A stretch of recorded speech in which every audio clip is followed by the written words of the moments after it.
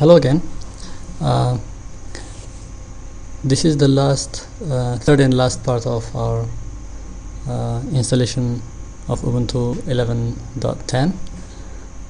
When I hit install now, I saw in the last part, this is what I got. This is it says no mount point is assigned for the ext4 file system in partition 2 of, and then the address, the hardware address of the hard drive.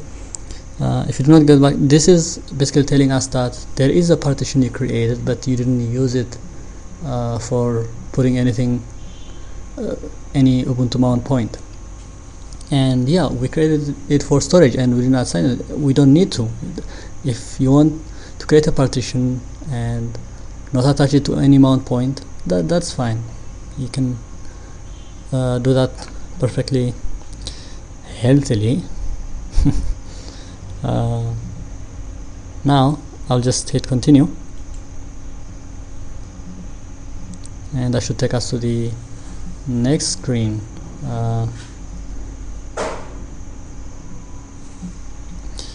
Here something I should mention, this still Ubuntu is going to ask us several questions about our time zone, our what we would like our username to be, blah blah, a lot of stuff. But it's not going to wait for us to answer all these questions and then hit install. It's already started installing. Here you can see it, creating ext4 file system in partition 2. That's basically the command we gave. So it's going to do its work while we do ours. So it saves a lot of time to do that. You can see what it's actually, it says creating ext4. You can see details on this by clicking on the arrow here. Now it's calculating files to skip copying, probably loaded files. Some program might be trying to access hardware, there's a lot of details here. Now it's copying files. Anyway, that's all about that. Here I will select the time zone.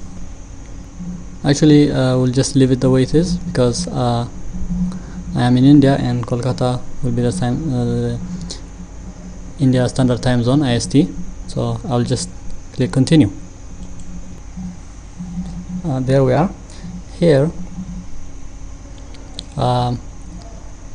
we are gonna need to choose our keyboard model we are using. Mine is standard US, English US. So I'm not gonna need to change it. If you have doubt about your keyboard or it doesn't match what's written on the screen, you can try typing here, see how the text comes.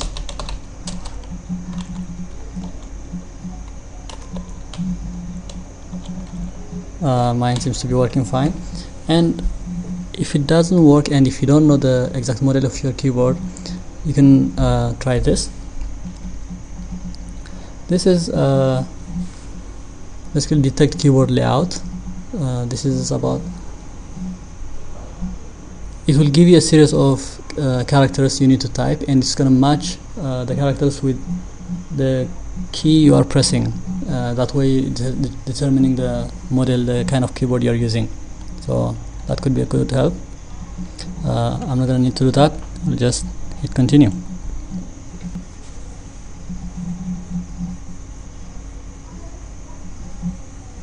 Okay, here well, I guess it's telling that it says who are you, and we're going to need to give it some more information, about ourselves. I'm going to type my name.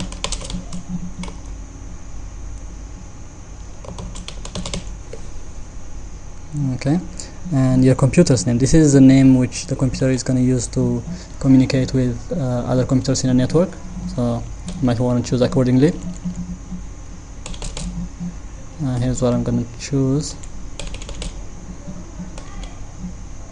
Okay, this is what I want my computer's name to appear as in the network.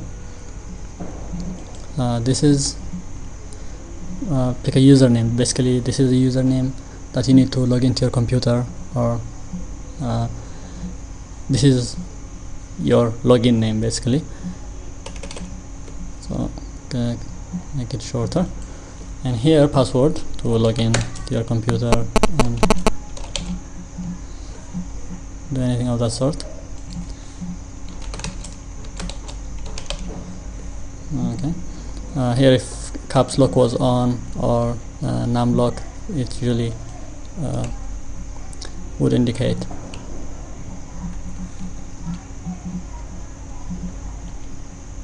Here like this.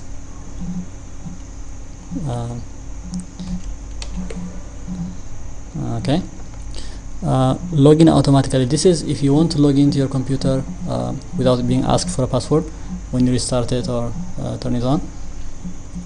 So if this is a personal computer and nobody else has access to it, you can just check this. Otherwise, this, if it's a laptop and many people might have access to it, or even a desktop which you want to restrict access, you can require my password to log in.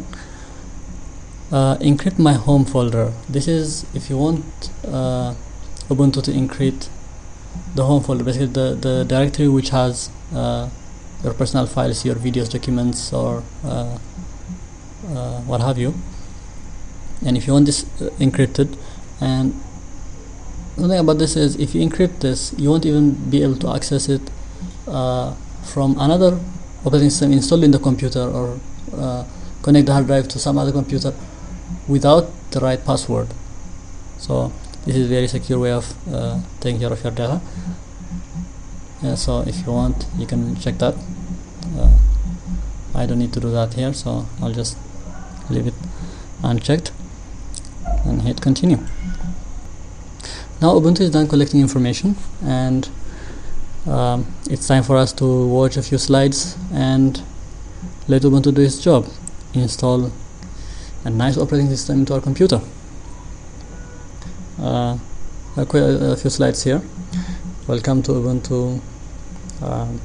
It's basically an advertisement for Ubuntu, which frankly it deserves.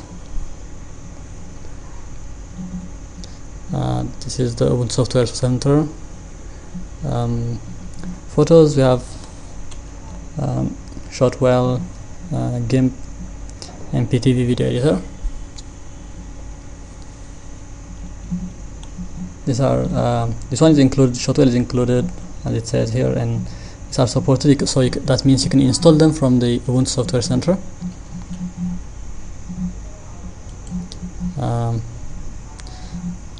This is about Ubuntu One. It's basically an online service that Ubuntu has for storing data, creating a backup for your computer. It's quite handy sometimes.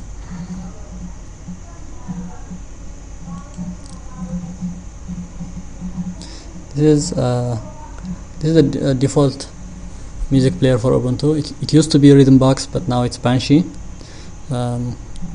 This is also basically the Ubuntu equivalent of iTunes, I guess. iTunes Store, Ubuntu One Music Store. You can go online, store your music, buy music from the store, do a bunch of stuff.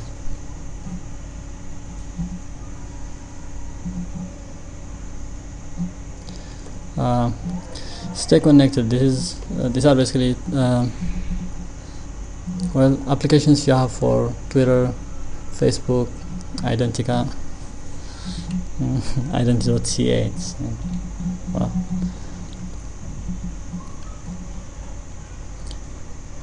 if you are into integrating social software, social websites into your operating system, well, you're going to be happy about Ubuntu. It's merging those two. Well, we have Firefox already installed, which I find very handy. When I install Ubuntu, I don't need to install a browser, and then it just out of the box. Even when you are using Ubuntu Live CD, you can use Firefox and surf the net. Then you can, if you like, you can choose to install Flash or a plugin for it, and Chromium. That's Chrome for Linux.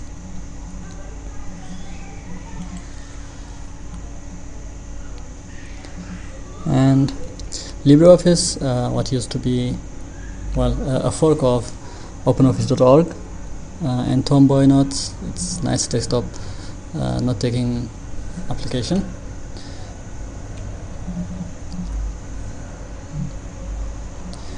You'll find them out of the box from Ubuntu.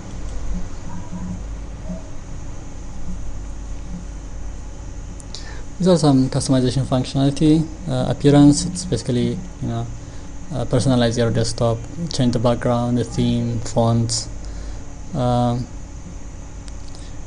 Assistive technologies, this is accessibility basically for Zoom, screen reader, or some customization for your keyboard, could be on-screen keyboard or anything of that sort. Language support, you can install several Ubuntu has translations for many languages, and you can install any of them online.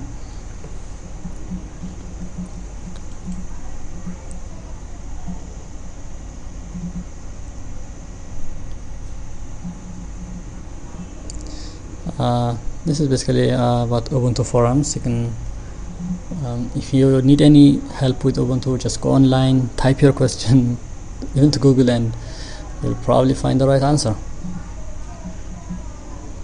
And that's it. Once the installer finishes, it's going to tell you to restart your computer, then hit restart, remove your medium, whether it's a CD or a flash drive, and then hit enter, restart your computer, and have fun. Enjoy Ubuntu. That's it for this one. Thanks for watching.